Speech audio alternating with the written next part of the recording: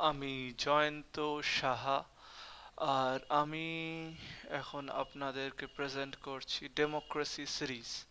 এই ডেমোক্রেসি সিরিজে আমরা অনেক লোকেদের থেকে অনেক রকমের ভিউজ নেব আমাদের ডেমোক্রেসি বা গণতন্ত্র নিয়ে, এবং সেইগুলো সকলগুলো আপনাদেরকে সামনে তুলে ধরবো আমাদের ইউটিউব চ্যানেলে।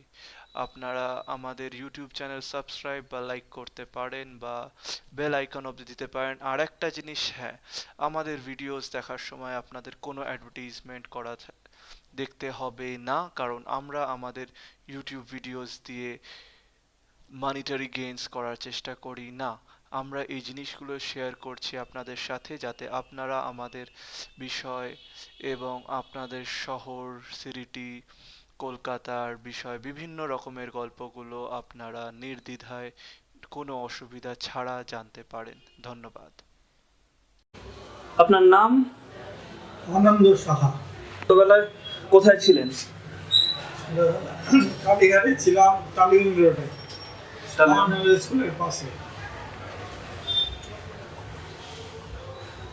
স্কুলে ছোটবেলায় কাটিয়েছেন। তারপর ওখানে কতদিন ছিলেন?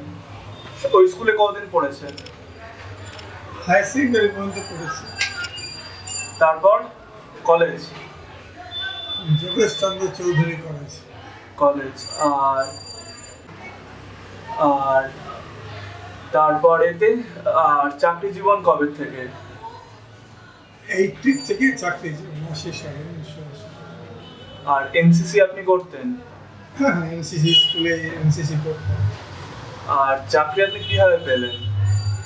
চাকরি পেয়েছি দৌড়ঝাঁপ, সমস্ত শরীর ফিটের পরীক্ষা দিয়ে। একটু গল্পটা আমাদের একটু ভালো করে বলুন, আমরা গল্পটা শুনতে চাই, কি হয়েছিল? সম্ভবত 1979 সালে ডাউন হারবারে আরপিএফের নিয়োগ করছিল, তখন সেখানে যে হাজির হই। তারপরে ওখানে হাইট এবং চেস্ট মার্ক করে আমার নাম নথিভুক্ত হয়, কিন্তু বিআর সিং হসপিটালে, বিআর সিং শিয়ালদা ডিআরএম অফিসে সেটা নিয়ে হাজির হতে হয়। ওখানে বয়স বেশি ছিল বলে বাদ দিতে চাইছিল।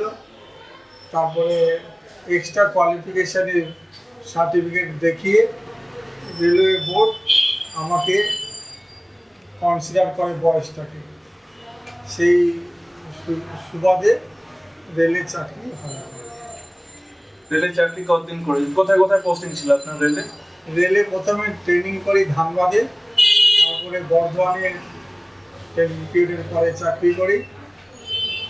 বর্ধমানের পরে চলে যাই প্রসিকিউশন, সমস্ত বাংলাদেশের কোর্টগুলো ঘুরে ঘুরে চাকরি করতে হয়। বাংলাদেশ মানে? পশ্চিমবাংলা, পশ্চিমবঙ্গে, কলকাতা সংলগ্ন জায়গা। তারপর আপনি এখন বসস্থান কোথায়? সিরিটি? সিরিডিতে। সিরিটির সাথে আপনার কি সম্পর্ক? সিরিডির এখানে ছোটোবেলায় পপুলেশন কলোনিতে আমাদের বাস ছিল, সেই সুবাদে। ছোটবেলায় কত ছোট ছিলেন আপনি যখন সিরিটিতে আসেন? তখন আমার বয়স 6 বছর ছিল। 6 বছর বয়সে সিরিটিতে আসেন। আর সিরিটিতে এসে কি কি করেন? সিরিটি এসে ছোটোবেলায় ছিল, আর এই অঞ্চলটা তখন বসতি খুব কম ছিল, পেয়ারা গাছ ছিল, জঙ্গল ছিল। আর কি কি ছিল? এই জায়গাটার নাম পেয়ারা বাগান ছিল। পেয়ারা বাগান বলতে কোন জায়গাটাকে বোঝানো হতো? পপুলেশন কলোনির বেশিরভাগ জায়গাটাই পেয়ারা গাছ, পেছনে ছিল মালির বাগান। পেয়ারা বাগান শুয়ে শুয়েও পেয়ারা খাওয়া যেত, এমন গাছ ছিল সব।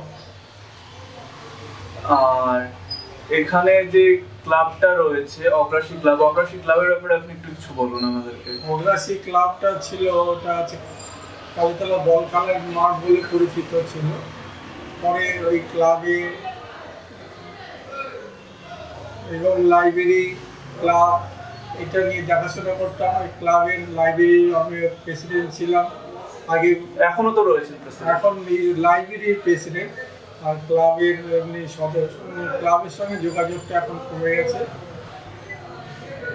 আর আপনি অগ্রাসী ক্লাবটা বলতে গেলে নিজের হাতে বানিয়েছেন। হ্যাঁ, অগ্রাসী প্রথম থেকেই আমি আছি এবং ওখানে বেশ কিছু কাজ ভাইস প্রেসিডেন্ট হিসাবেও কাজ করেছি। তখন প্রেসিডেন্ট কে ছিলেন? প্রেসিডেন্ট ছিল তখন নবীন ভট্টাচার্য। আর এখানে রিতম বিদ্যাপীঠের যে প্রতিষ্ঠাতা অরবিন্দ বোস উনিও তো প্রেসিডেন্ট ছিলেন। ওনার পরবর্তীকালে আমি আনন্দ সাহা হিসাবে লাইব্রেরি প্রেসিডেন্ট হিসাবে কাজ করে চলছি। আর এই লাইব্রেরি হওয়ার জন্য আপনারা কি কি করেছেন? লাইব্রেরিটা কিভাবে আপনারা তৈরি করেছেন কি যদি বলেন? অঞ্চলের চালানো করে পয়সা সাহায্য নিয়ে বহু লোক আমাদের বই দিয়েছে। তখন বই দিয়ে এটা কবেকার ঘটনা? এটা 80 সালের ঘটনা। মানে 1979 80 সালের ঘটনা। তখন এখানকার লোকেদের অর্থনৈতিক অবস্থা কিরকম ছিল? এখানে খুব নিম্নবর্তী লোকেরাই ছিল।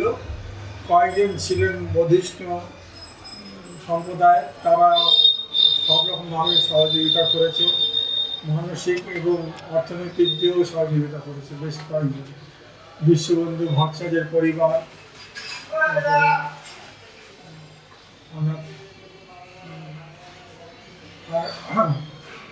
আরো অনেকেই এরকম আছেন যারা। কে কিছু নাম আমাদেরকে জানা, যদি আপনি যদি মনে করতে পারেন। এখন বলা হচ্ছে না। এখন মনে পড়ছে না। আর ক্লাব, মাঠ, এই সকলগুলো নিয়ে আপনারা কি কি করেছেন? ক্লাবের আপনি যখন আসেন সিইটিতে তখন সিইটির অবস্থা কি ছিল? এই অঞ্চলে তখন কতগুলো পাকা বাড়ি ছিল, কতগুলো কাঁচা বাড়ি ছিল, রাস্তা কেমন ছিল একটু যদি আমাদের বলেন। এখানে রাস্তার দুধারে কচু গাছের নর্দমার ধারে কচু গাছ ছিল। লোক এখান থেকে কেটে কচু কিনে খেত না।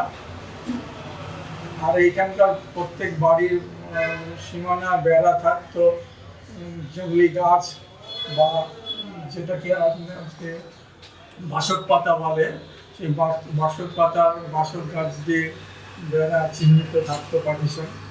এখন সেই সব উঠে গেছে, নেই।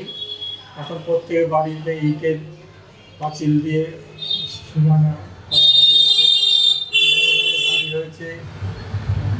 এখানে প্রমোটিংটা খুব কম হয়েছে, ইদানিংকালে হয়েছে।